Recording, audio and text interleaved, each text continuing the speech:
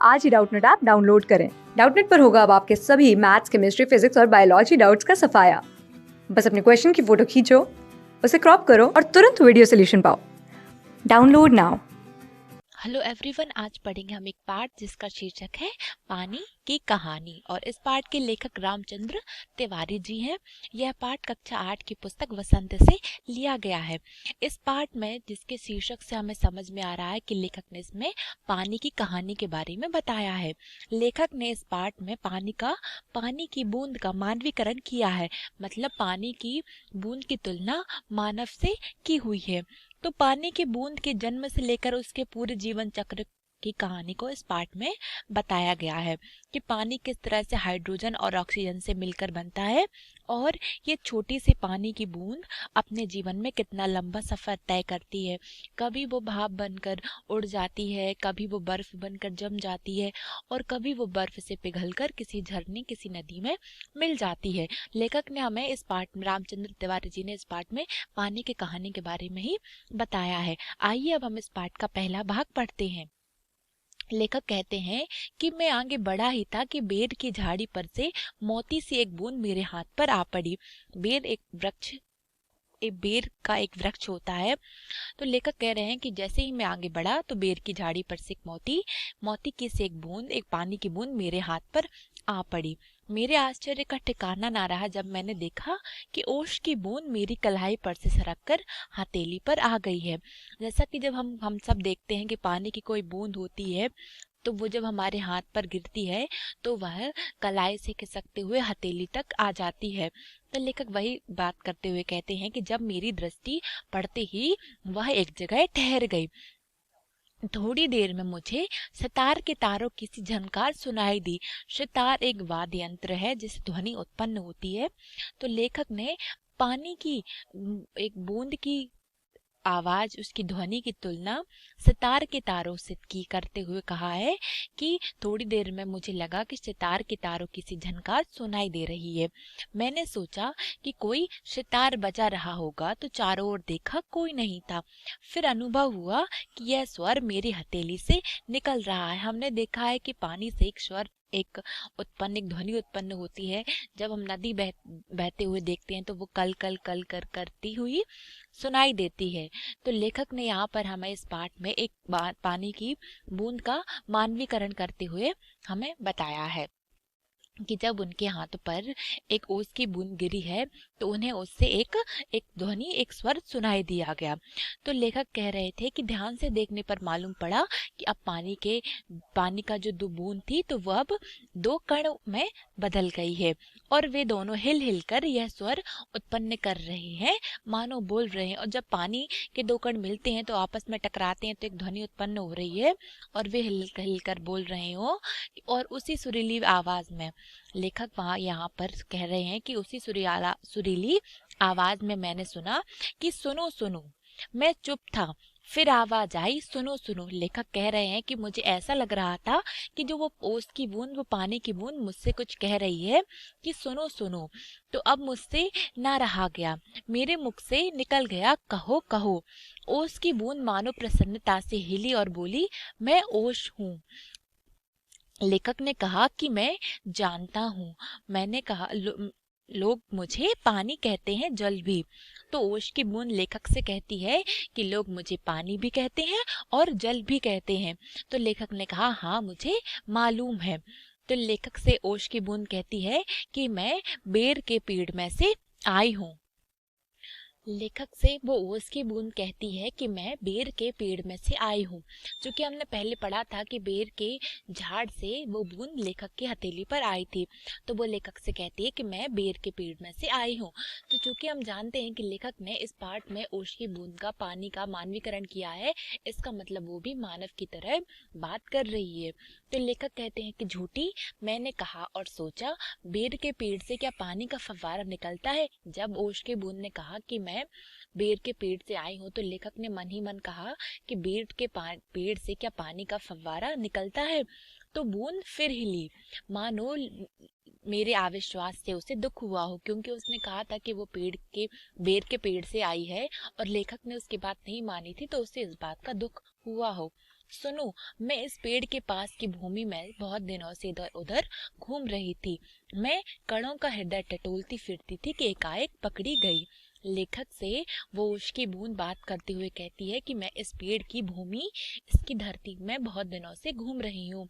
मैं कणों का मतलब इसके जो कण हैं उनका हृदय टटोलती फिरती थी कि फिर एकाएक मैं पकड़ी गई।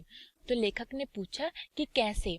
तो वह जो पेड़ तुम देखते हो ना, वह ऊपर ही इतना बड़ा नहीं है, पृथ्वी में भी लगभग इतना ही बड़ा है।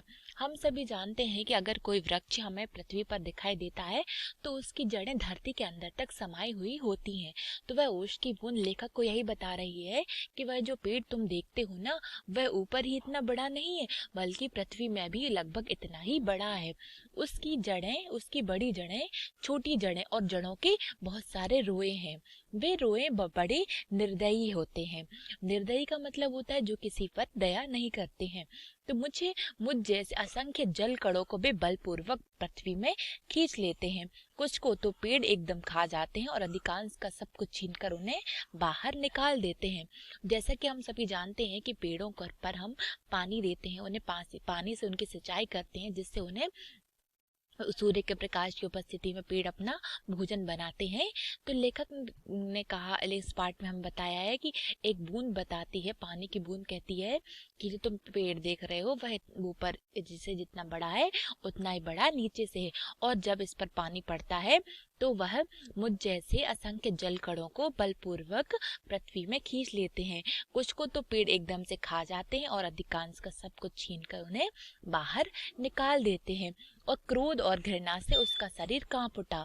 मतलब वो जो बूंद है जिसका लेखक ने इस पाठ में मानवीकरण किया है, तो अब क्रोध और घृणा मतलब नफरत से अब उसका शरीर कांप उठा। तो लेखक से वो कहती है कि तुम क्या समझते हो कि ये इतने बड़े यूं ही खड़े हैं? उन्हें इतना बड़ा बनाने के लिए मेरे असंख्य बंधुओं ने अपने प्राण नाश किए हैं।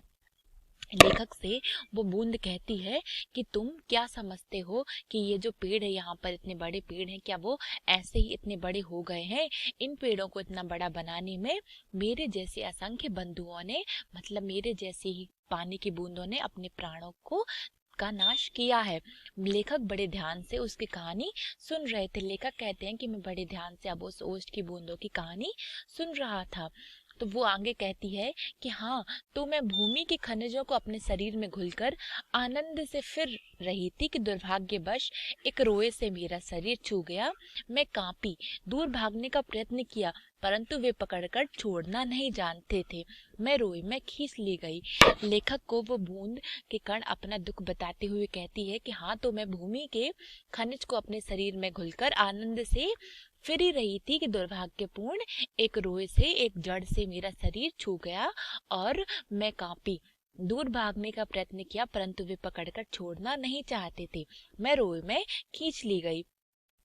तो जैसा कि हम सभी देखते हैं कि अगर हम किसी पेड़ पर, किसी पौधे पर पानी डालते हैं तो वो पानी उसके अंदर, उसकी जड़ों तक समा जाता है।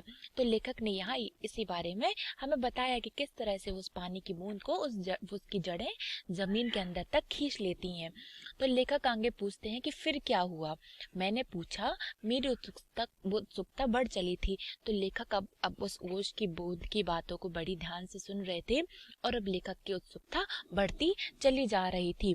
तो वो ओश की बूंद आके कहती है कि मैं एक कोठरी में बंद कर दी गई। थोड़ी देर बाद ऐसा जान पड़ा कि कोई मुझे पीछे से धक्का दे रहा है और कोई मानो हाथ पकड़कर आगे को खींच रहा हो। मेरा एक भाई भी वहां लाया गया। उसके लिए स्थान बनाने के कारण मुझे दबाया जा रहा था। आगे एक और बूंद मेरा हाथ पकड़कर ऊपर खींच रही थी। तो बूंद कहती है कि मुझे ऐसा लग रहा था कि जैसे मुझे एक जेल में, एक कोठरी में बंद कर दिया होगा। और थोड़ी देर बाद ऐसा लगा कि कोई मुझे पीछे से धक्का दे रहा हो और कोई मानो मेरा हाथ पकड़कर आगे को खींच रहा हो।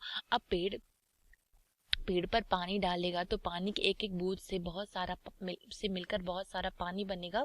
तो जो पानी की एक बूंद है वो पानी की दूसरी बूंद को अपने पास खींच रही है।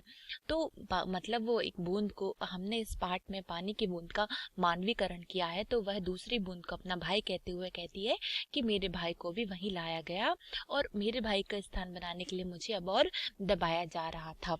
आगे एक और बूंद मेरा हाथ पकड़कर मुझे ऊपर खींच रही थी।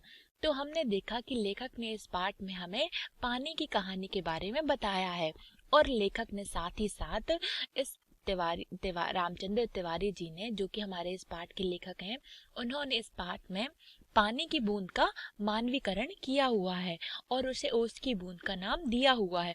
और लेखक ने पानी की बूंद के जन्म से लेकर उसके पूरे जीवन के बारे में हमें बताया है कि किस तरह से वो कभी भाप बनकर आसमान में उड़ जाती है, कभी बर्फ बनकर, कभी बर्फ बन जाती है और कभी पानी बन जाती है।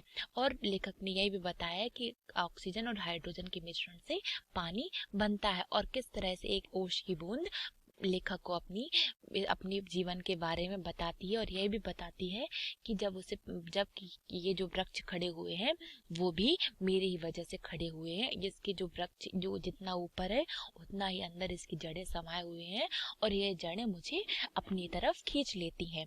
अब हम अपना इस पाठ का अगला भाग हम अपने अगली वीडियो में देखेंगे। धन्यवाद।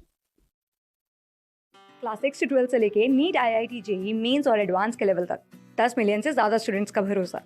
आज ही डाउनलोड करें डाउटनेट ऐप या व्हाट्सएप कीजिए अपने डाउट्स 8400 400 400 पर।